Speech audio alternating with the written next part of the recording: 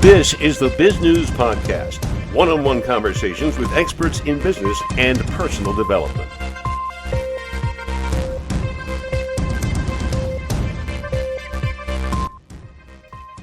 We have two guests on this Bizgnus Podcast, co-authors of a remarkable new book that could transform how you and your staff go about selling services and products.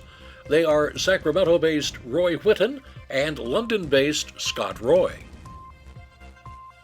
Let's set things up for our audience. If you guys wouldn't mind telling them a little bit about yourselves and your company. Who would like to go first, Scott or Roy? I want to go first this time. Roy's been going first in most of the podcasts lately. So my name is Scott Roy, and I'm one of the two partners that started Whitten and Roy Partnership. We're a sales consultancy that does work all around the world in helping organizations to transform their sales performance. And I'm a lifelong sales professional, starting when I was 20 years old and selling books door to door in the United States. I was well trained by a great company called the Southwestern Company, and then got into sales management, built teams, got to be a national sales manager of an insurance company, and then had the audacious idea of breaking away with two other partners and finding a bunch of money and then building a brand new insurance company from scratch, which we did. And it's now, I'm not working with the company anymore, but I have some value still in it. But it's now worth about $2 billion in assets. So that went pretty well. And then I got into some nonprofit work. I thought, it's time to give back. I was about 40, 45 years old, and I did that for a while, and then eventually just sort of rounded the curve and came back into sales about 14, 15 years ago as a consultant.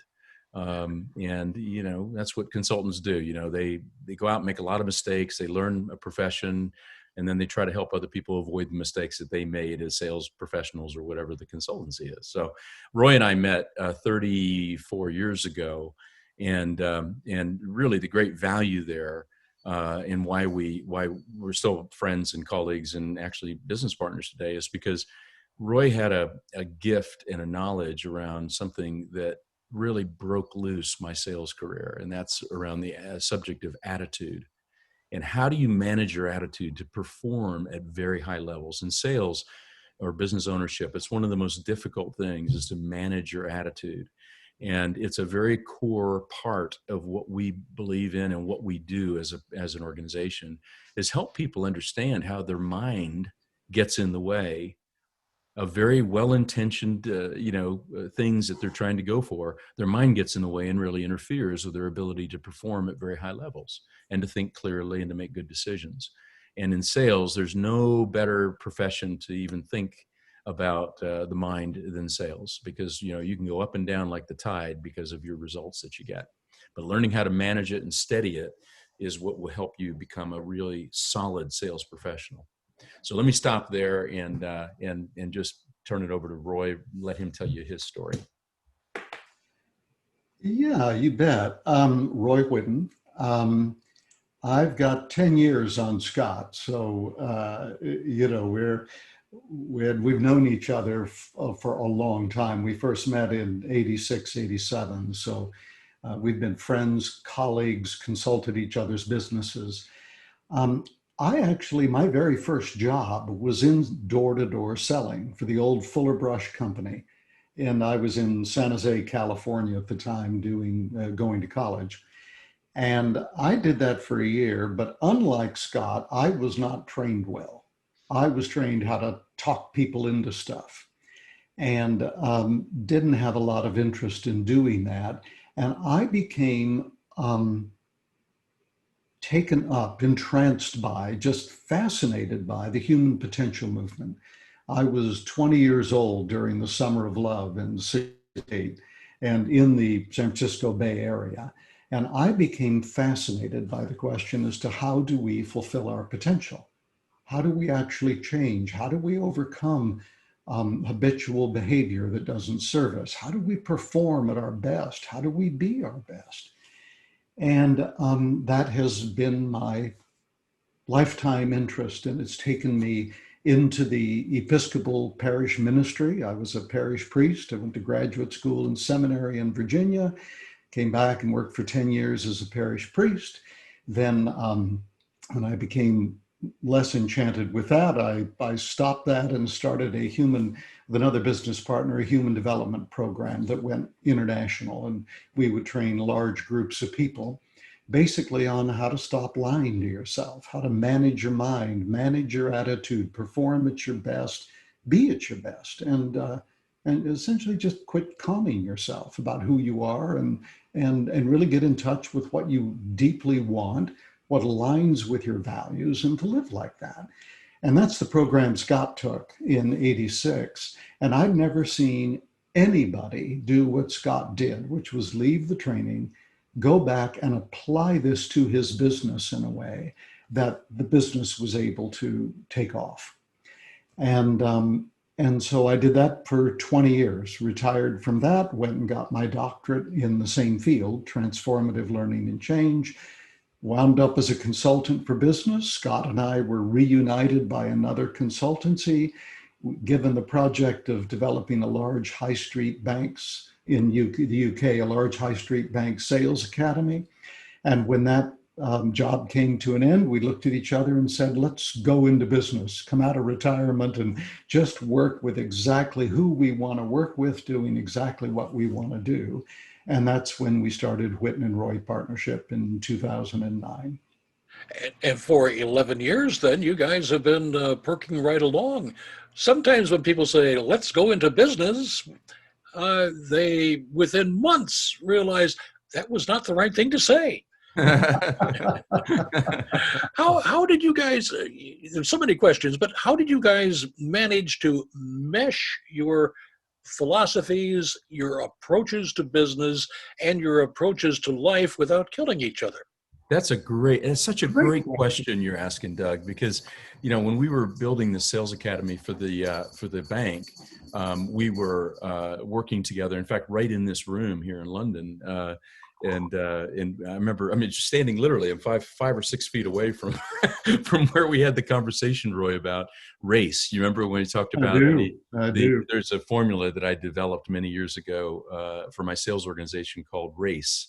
And it's a great set of diagnostic lenses to help you understand what drives performance, and in particular in sales performance. And so what it stands for is R equals A plus C plus E. So it's a very simple formula. But what it means is that results in sales in this case, but it can be any kind of result, come from 3 factors. One is attitude, or the mindset of the individual, plus competence, plus execution. So execution meaning doing the right things at the right time with the right people, right? And then of course competence meaning your skills. And so when I went and took this seminar from Roy back in 1986, from Roy's organization, that attitude piece just really dropped in place. And all of a sudden, I began integrating all of attitude into everything that I ever did around sales, around prospecting and approaching and closing and answering objections and, motivating yourself, goal setting, all of those things that we all know and do. And it really transformed our capability, my capability personally, our capability as a team, our capability as a company. So that integration began 34 years ago. Okay. And so then if you bring the clock forward, Roy and I were working on the academy, and then, we very easily brought our skill sets together. And then when we decided to go into business with one another, we sat up at Roy's flat up in Crystal Palace, which is about a 15-minute walk from here up the hill. And we sat there for literally 9 months across from each other, building our whole philosophy of sales and how to sell with excellence and how to do it in a way that you'd be really proud of, which included all of these pieces of attitude and competence and execution, and into a holistic formula that now has evolved into what we call decision intelligence selling. I can add something. I would like to add something. I do remember sitting right where you're sitting, Scott, and having that. There was this amazing moment when Scott says, well, I've got this little formula, and he throws it up on the board, R equals A plus C plus E. And, as a academically trained guy, I looked at that and said, this is gold. This is brilliant. And he goes, ah, you really think so? And it's become the core of everything that we do. So I remember that moment in the room. And here's the thing I would add, and what I'll do for the benefit of those who see this on YouTube is I will choose a background with, there it is, with the book and the book title. And I'll leave this up for just a moment, and then I'll go back to where I don't bleed into the background quite so much. During those months that we were meeting, usually in my flat in London, we were not just putting together our selling philosophy, our practice, but we were seeking work, taking jobs, and we did several contracts that we landed that went very well. And then what happened was that we lost two very big deals that we really, really wanted. These were the ones that were just going to just break us into business in a big way. And we lost them. And, what happened was in both cases that the division heads we were talking to of these large companies and the procurement people were completely convinced that we had what they needed. We knew we had what they needed. And then we went for the final sit down with the CEO and the CFO, and they said no. And, we wound up at those final meetings. I mean, it was clear to us that the CEO and the CFO did not really understand the solution we were offering. Mm-hmm. And further than that, they didn't really understand the problems that they actually had in their sales force. The root problems, the underlying causes, all of which we'd talked about with the people we'd spoken with earlier. But they didn't really understand that. They just looked at the money and said, well, that's bigger than our budget. We're not going to do it. And we wound up in both of those meetings, pitching them, trying to talk them into it. And we left those meetings, and they occurred fairly close together in the calendar. Mm-hmm. We just stopped selling and said, we're not going to do this. This whole pitching, persuading thing, it's not us. We don't like it. It doesn't sit well. Reminded me of Fuller Brush and how I used to sell.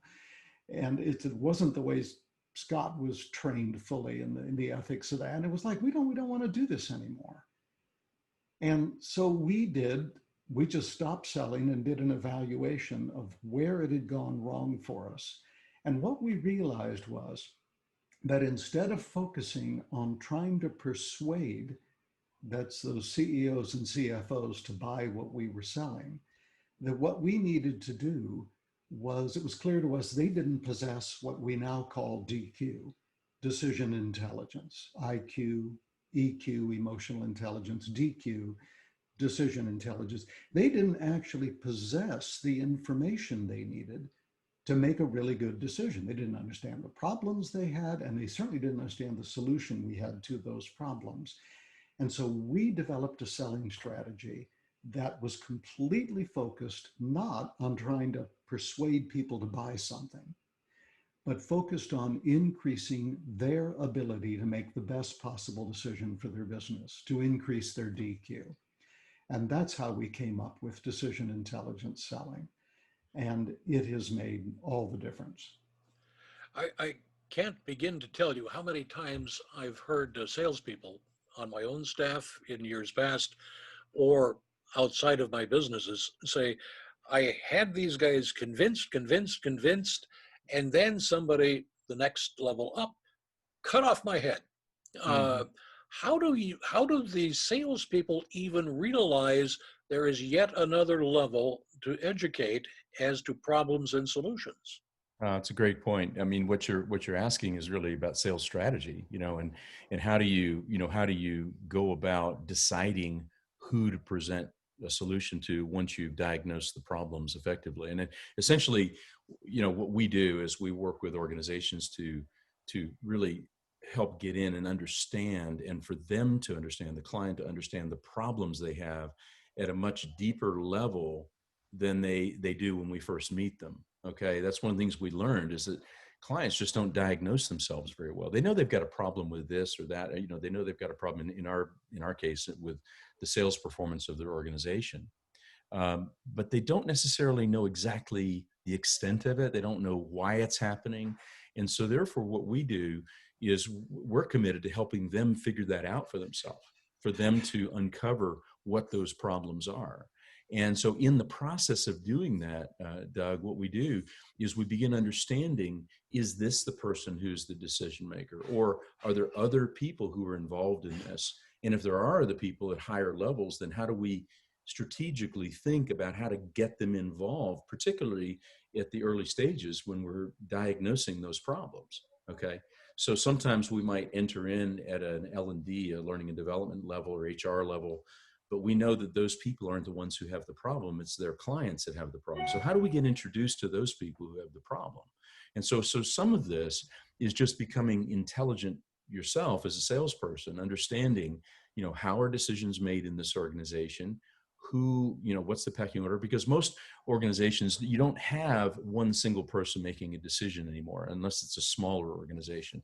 It's usually some sort of group of people that come to some decision, or sometimes, an organization will dumb it down and just push it out to a procurement department, which is, we think is an awful way to sell, but or to buy, but that's another story for another day. But bottom line is that you've got to figure out, how are decisions made in this organization? Who's going to be making it? Who's going to be involved in the decision? And then very importantly, how do we involve them in that diagnostic phase where we can really take a look at what is the problem that we're trying to solve, pick it apart, really get it very, very granular, and then take a very, very important second step. And that step is to estimate or calculate the cost of that problem or that set of problems if they never get solved. So in other words, we've got this set of problems, and how are we going to determine if it's a priority to solve it? Well, we're going to see how much it's costing us as a company. And once we see that figure, $100,000 a month, $1 million a month, $5 million a year, whatever it might be, then all of a sudden, the question is this problem serious enough for our company to go about solving it? And that's the first half of the selling process. And if the answer to that is yes, then you've taken them on a journey to deliver them to a point where you have the right involvement with the right people before you begin even discussing a solution. You say, and then you get that right traction. And so therefore, or for that matter, there isn't a problem that's big enough, and they say, no, it's not big enough to solve. It's not a priority for us. And we go, thank you very much. And we fail fast with it, which is a good thing. And then we get out of there. We don't waste time. This is hardly selling of brushes door to door, is it? Where you have a quotient, you have to hit that quota no matter what, or you'll find brushes where you don't want them. Well, let me add to that, because this problem of sales targets, there's a whole discussion to be had on how they get set, usually by the finance people, which bears little relationship to what's actually happening in the field. There's a whole issue about that. But for successful selling, the moment you let targets drive you, let the outputs drive you, you fall into pitching, persuading, and pressuring. Mm-hmm.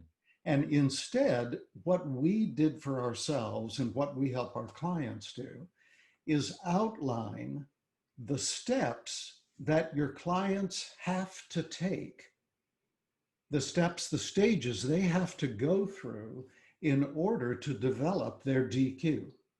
That is, to have enough decision intelligence so they will make the best possible decision and fight for the opportunity to have it.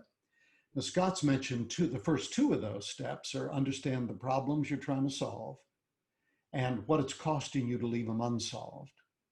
The third step is fully understand the solution that's being offered and whether it'll really solve the problems.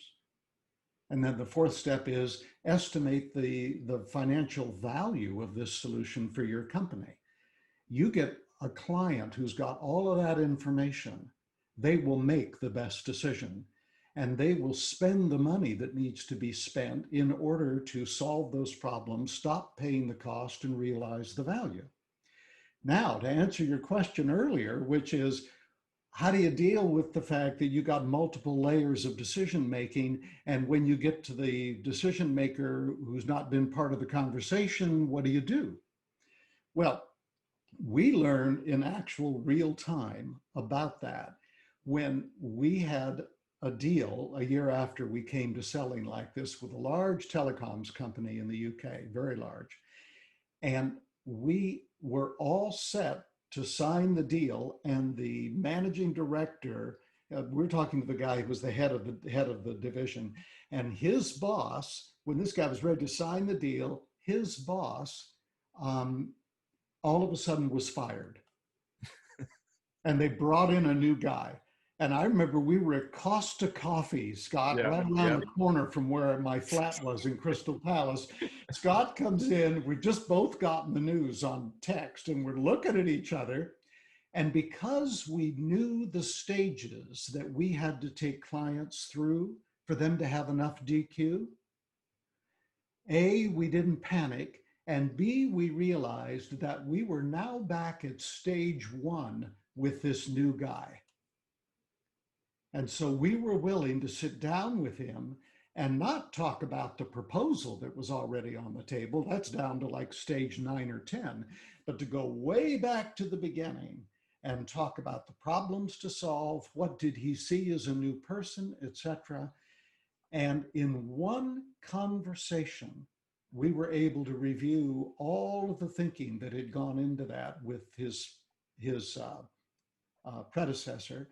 And in one conversation, because we'd taken him through those stages, he wound up saying, I don't understand it all, but I understand enough to know this is a good investment.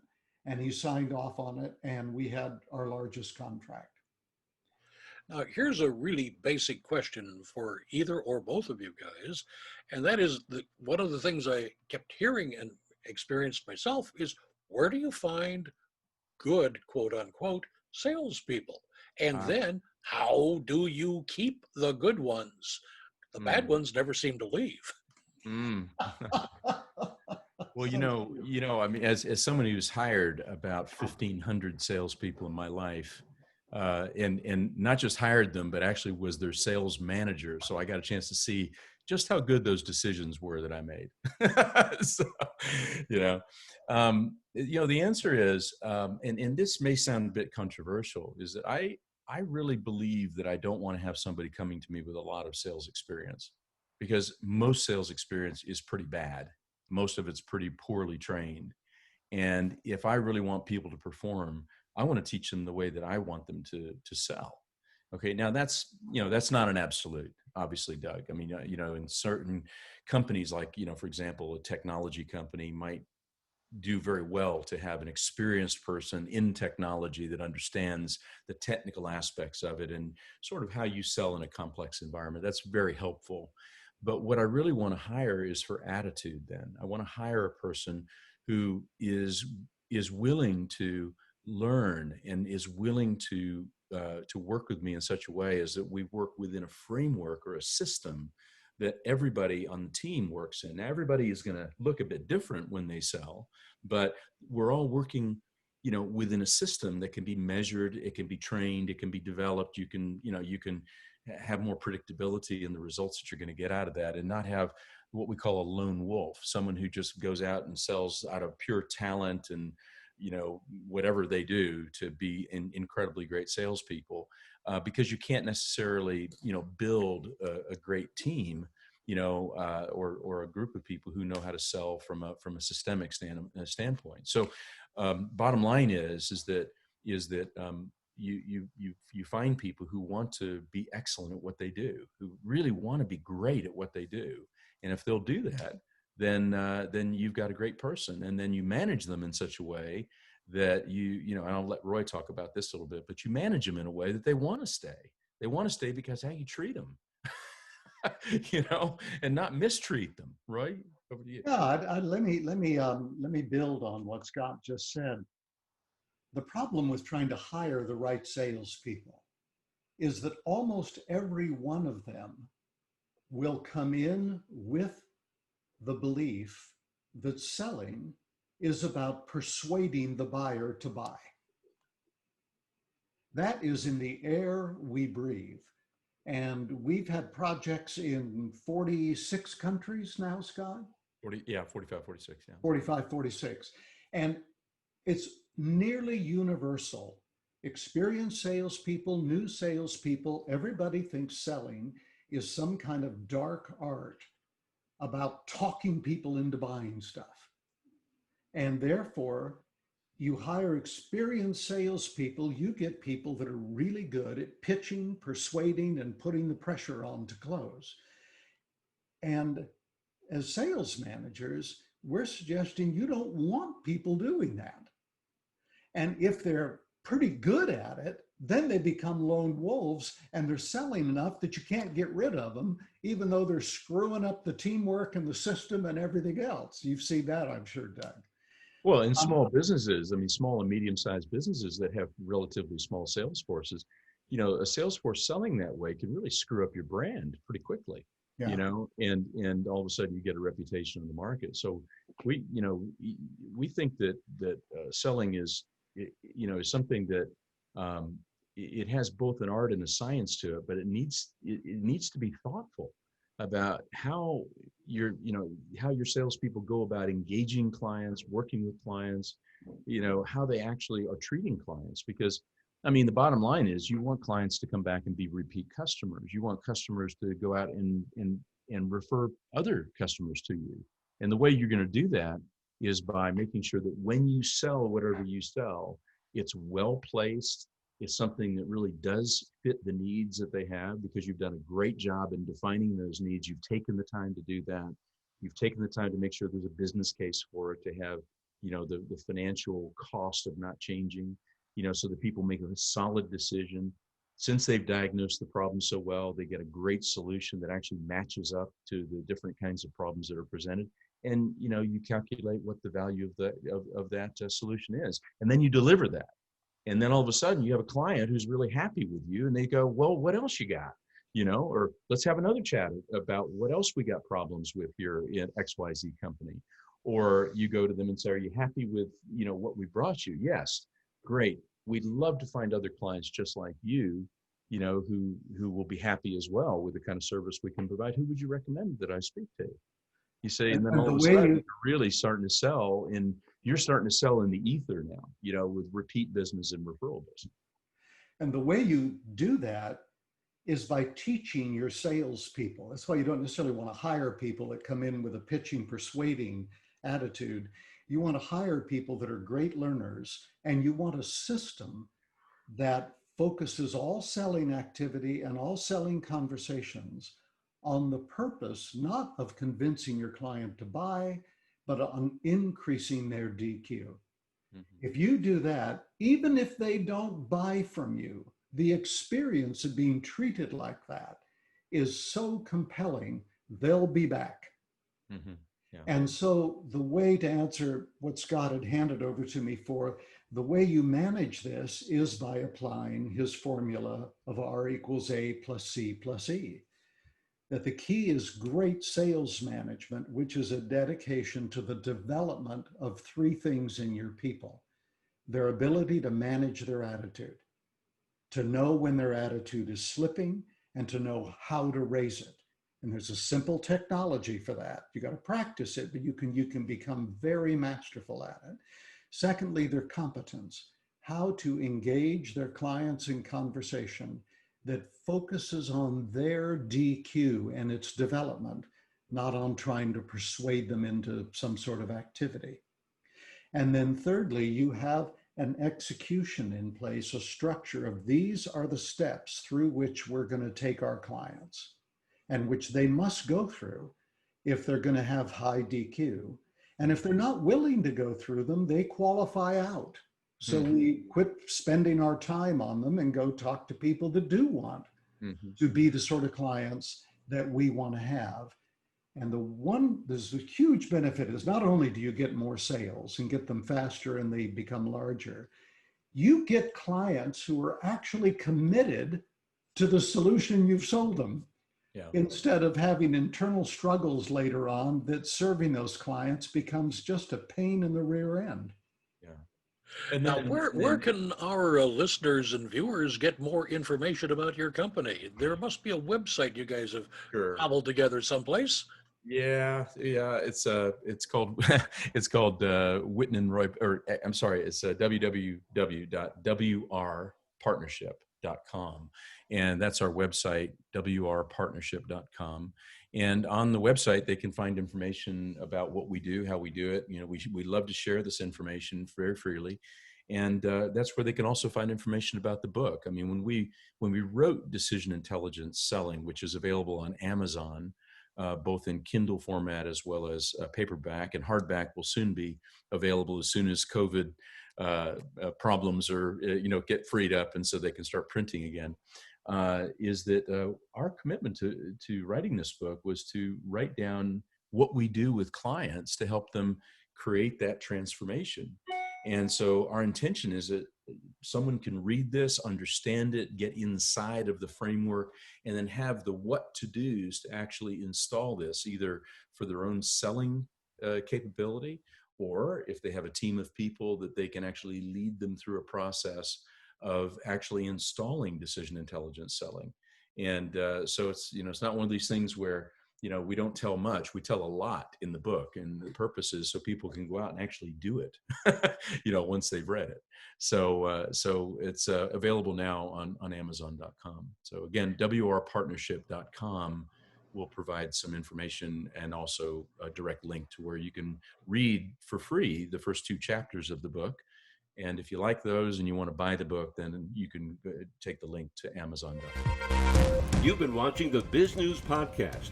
We welcome your input. Send your email to editor@bizgnus.com. Thanks for watching.